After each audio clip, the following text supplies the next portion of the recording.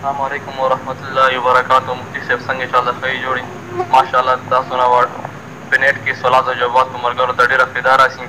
مفتی صاحب ما نه دا تپوس کولو د پګۍ په حالات کې یعنې غسل په حالات کې رجوع نیول څنګه دي؟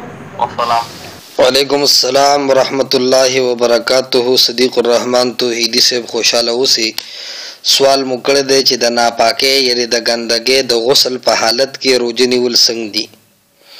جواب دا دی چې یو سړی اوده دی او دته احتلام وشو یعنې غسل پې واړېدو یا یې بیبي سره جما وکړه، بیا یې غسل نه دی کړی او پښمنۍ وغیره وکړو او روژه یې ونیسله، نو دې سره روژه فاسد کیږي نه، روژه نه ده ماته. اور د بېودسۍ په حالت یا د ناپاکۍ په حالت کې چې دی ووسي مونځ ټایم پې تېرېږي، دا ګناه په خپل ځای باندې دی.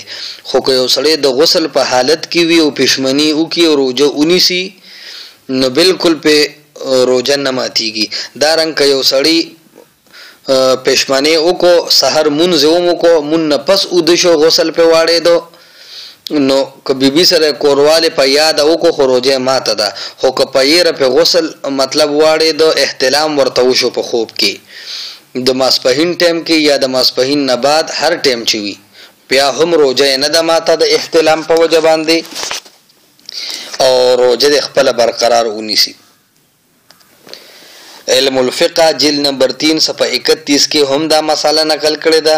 خیر الفتاوا کې حافظ جلندری رحمه الله علیه هم دا مسله ذکر کړې ده.